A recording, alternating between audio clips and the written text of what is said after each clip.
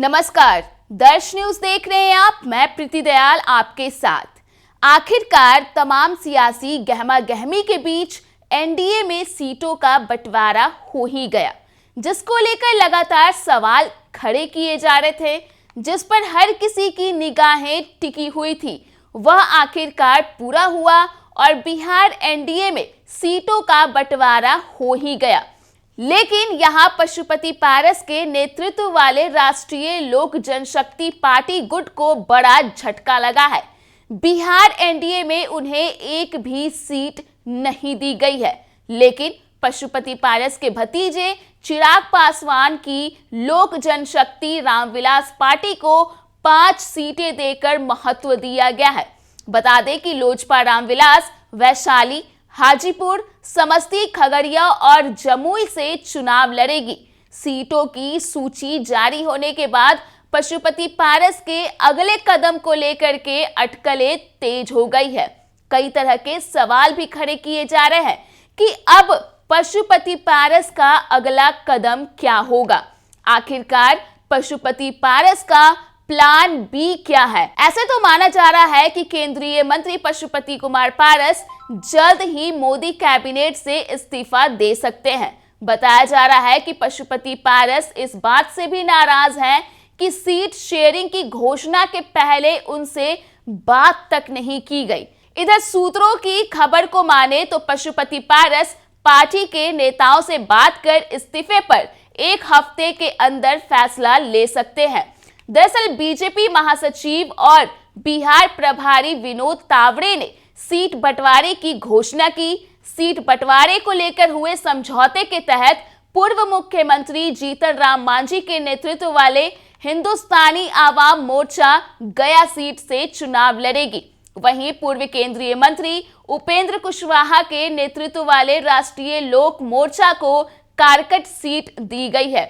वहीं पश्चिमी चंपारण, पूर्वी चंपारण, औरंगाबाद, मधुबनी, अररिया, दरभंगा, मुजफ्फरपुर, महाराजगंज, सारण, उजियारपुर, बेगूसराय, नवादा, पटना साहिब, पाटलिपुत्र, आरा, बक्सर और सासाराम से बीजेपी के उम्मीदवार चुनाव लड़ेंगे, जबकि वाल्मीकि नगर, सीतामढ़ी, झंझारपुर, सुपौल, किशनगंज, कटिहार, पूर्णिया, मधेपुरा, गोपालगंज, सिवान, भागलपुर, बांका, मुंगेर, नालंदा, जहानाबाद और शिवहर से जदयू के उम्मीदवार मैदान में होंगे।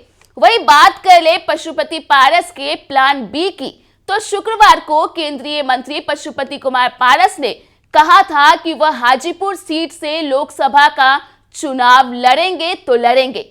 साथ ही उन्होंने यह भी कहा था कि उनकी पार्टी के अन्य सांसद उन सीट से चुनाव लड़ेंगे जहां से वे 2019 के लोकसभा चुनाव में विजयी हुए थे।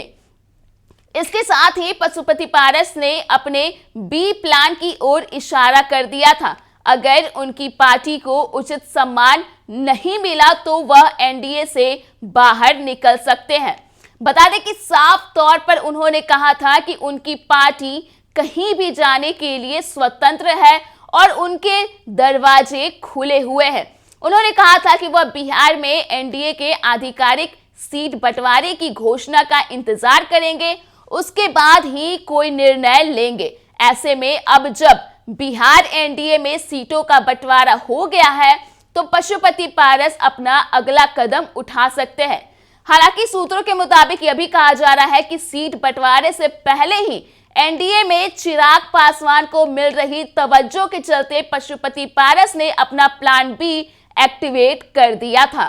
राष्ट्रीय लोक जनशक्ति पार्टी को उम्मीद थी कि एनडीए में इस बार उन्हें सीट नहीं मिलेगी।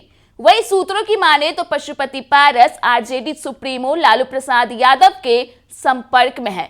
एनडीए में सीट नहीं मिलने के बाद आरजेडी ने उन्हें 3 सीटों का ऑफर दे दिया है। आरजेडी की ओर से पशुपति पारस को हाजीपुर, नवादा के अलावा 1 सीट और ऑफर की गई है। बता दें कि हाजीपुर सीट से ही पशुपति पारस सांसद है। वो पहले ही इस सीट से चुनाव लड़ने का ऐलान कर चुके हैं।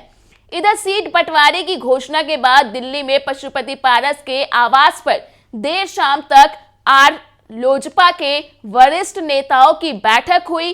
खबर है कि इस बैठक में महागठबंधन में शामिल होने के विकल्प पर ही चर्चा हुई। इसमें पूर्व सांसद सूरजभान सिंह, सांसद चंदन सिंह और सांसद प्रिंस राज समेत अन्य नेता मौजूद थे। इससे पहले ही पशुपति पारस ने साफ कर दिया था कि वे एनडीए में सीट शेयरिंग की घोषणा तक इंतजार करेंगे। अब पार्टी के पास एकमात्र विकल्प बचा है। पार्टी के लिए अस्तित्व का सवाल है। जल्द ही अगली रणनीति का खुलासा करेंगे। तो फिलहाल के लिए इस खबर में इतना ही। अगर आपने अभी तक हमारे YouTube चैनल को सब्सक्राइब नहीं किया है तो इसे जल्द सब्सक्राइब कर दे। इसके साथ ही अगर ये वीडियो Facebook के माध्यम से देख रहे तो पेज को लाइक करना ना भूले।